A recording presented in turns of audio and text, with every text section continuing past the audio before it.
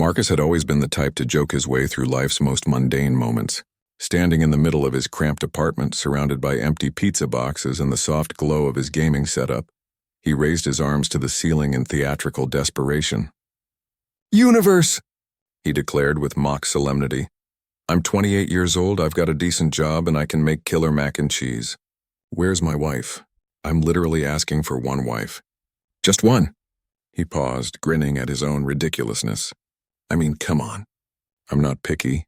Just someone who won't judge my extensive collection of vintage sci-fi novels and maybe appreciates a good Netflix binge." The words had barely left his mouth when the night sky outside, his window erupted in crimson light. Marcus stumbled backward as something or someone crashed through his fire escape window in an explosion of glass and otherworldly energy. When the smoke cleared, a figure stood in the wreckage of his living room. She was tall, ethereally beautiful, with platinum hair that seemed to move with its own wind and eyes that glowed like molten gold.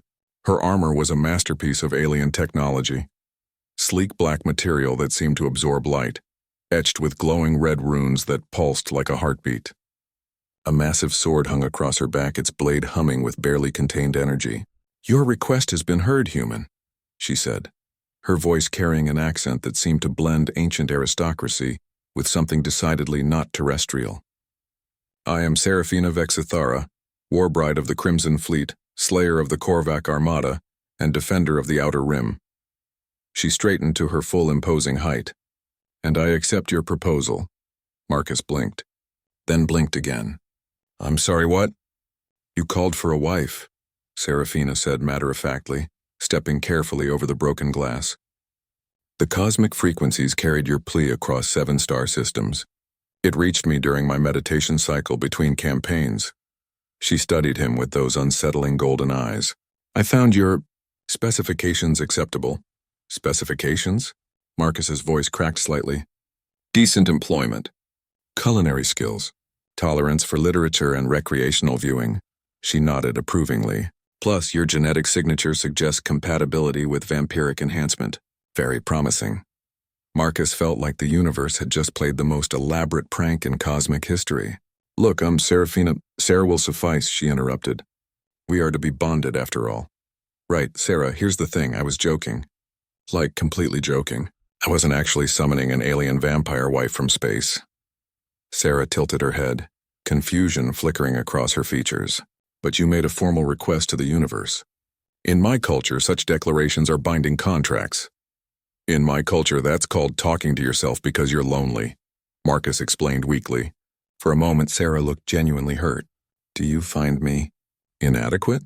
Marcus looked at this incredible being standing in his destroyed living room. A warrior who could probably level city blocks, who had apparently traveled across the galaxy because of his random outburst, and who was now looking at him with something approaching vulnerability. "No," he said slowly. "You're probably the most amazing person who's ever stood in my apartment. It's just, this is insane. You're from space. You're a vampire. You have a sword that could probably cut through my building." "2 swords," Sarah corrected, patting a smaller blade at her hip. "And technically I'm from the Andromeda Galaxy. Also, vampiric enhancement comes with significant benefits. Extended lifespan, enhanced physical capabilities, immunity to most diseases." "And the blood drinking?" "Optional, actually. I sustain myself primarily on stellar radiation and the occasional energy drink." She paused. "I have developed a fondness for your earth beverage called Red Bull." Despite everything, Marcus found himself smiling. "You drink Red Bull? It has surprisingly compatible energy matrices." Sarah's expression grew more serious. "Marcus of Earth, I understand this is unprecedented, but I have spent 3 centuries fighting wars across the galaxy. I have seen empires rise and fall, witnessed the birth of stars and the death of worlds. And in all that time, I have never encountered a species quite like humanity." "What do you mean?" You laugh in the face of impossibility. "You create art from suffering and find hope in the darkest corners of existence. You are simultaneously the most fragile and most resilient species I have encountered." Her golden eyes softened. "When I heard your call, so filled with loneliness but also with humor, I thought perhaps it was time to discover what it might be like to share existence with someone who sees the universe as you do." Marcus was quiet for a long moment, processing everything. Outside, he could hear sirens approaching, probably responding to the literal crash landing in his apartment. "So," he said finally, "hypothetically speaking, if I were to consider this completely insane arrangement, what would that look like?" Sarah's face brightened with something that might have been relief. "Well, I am between campaigns at the moment. I could remain on Earth for a trial period, learn about human customs, perhaps assist with your planet's various conflicts. I noticed you have several ongoing wars that could benefit from my expertise." "Please don't solve world peace on the first date," Marcus said quickly. "That's a lot of pressure." "Date? It's a human courtship ritual. Usually involves dinner and getting to know each other without discussing galactic warfare." Sarah nodded solemnly, as if taking mental notes. "I see. And this mac and cheese you mentioned in your initial proposal?" Marcus grinned despite himself. "Yeah, I could make you some mac and cheese." "Then I accept your terms for this trial courtship period."